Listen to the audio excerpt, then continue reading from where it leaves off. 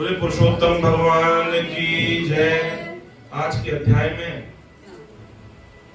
पुरुषोत्तम मास में सूत जी ने फिर ऋषियों से कहा कि नारायण के मुख से राजा द्रौदन्वा का वृत्तांत सुनकर अत्यंत तृप्त न होने के कारण नारद जी ने ऋषि प्रवर नारायण जी से पूछा।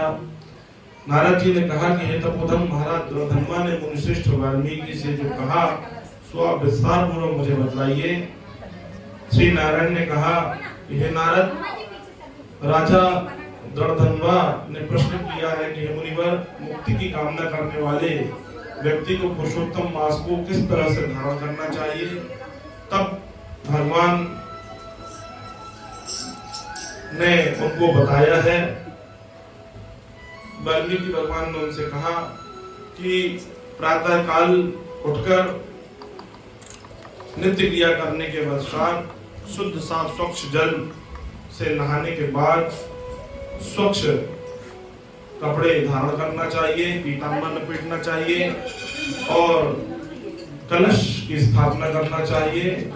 कलश की स्थापना में मुख में भगवान विष्णु का वास होता है, मध्य में भगवान शिव का वास होता है और मूल में ब्रह्मा का वास होता है।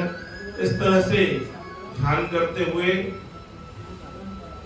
कलश की पूजन करनी चाहिए, 7 समुद्रों का ध्यान करना चाहिए, देवी देवताओं का आवाहन, नवग्रह षोडश मातृका का पूजन इत्यादि करना चाहिए।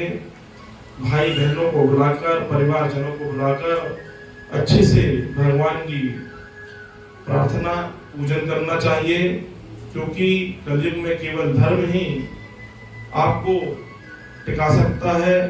और इस तरह से पुरुषोत्तम मास का यह व्रत धारण करना चाहिए। भूतल पर साक्षात भगवान पुरुषोत्तम भगवान के रूप में कलयुग में उपस्थित रहेंगे।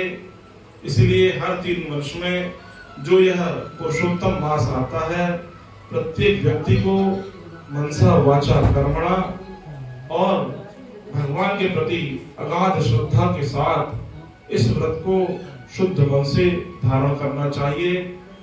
यह समस्त पापों को नष्ट करने वाले हैं। वेदों के समान समस्त शास्त्र नहीं हो सकते, उसी प्रकार अन्य समस्त पुण्य काल इस पुरुषोत्तम मास के समान पुण्य नहीं हो सकते।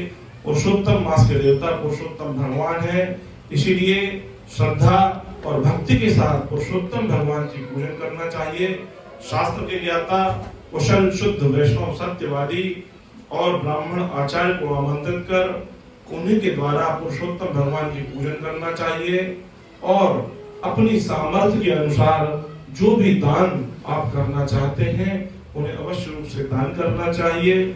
आप प्रतिदिन सुन रहे हैं कि पुरुषोत्तम मास में दान करने का फल 1000 गुना बढ़ जाता है, इसीलिए और आप अवश्य रूप से दान करें। दान के माध्यम से ही हमारे पाप कटते हैं।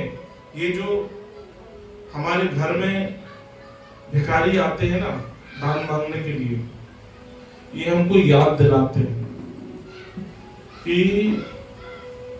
पूर्व जन्म में हमसे जब लोग भीख मांगने आते थे तो हमने दान नहीं दिया है, इसीलिए वो हमें याद दिलाने आते हैं कि भैया दान देते रहो, नहीं तो तुम्हारी भी दुर्दशा हमारे जैसे ही हो जाएगी। इसीलिए प्रत्येक व्यक्ति को अपने जीवन में दान करना चाहिए, उससे पापों का क्षय होता है और पुण्य उदय होते हैं और पुरुषोत्तम भगवान की कृपा प्राप्त होती है।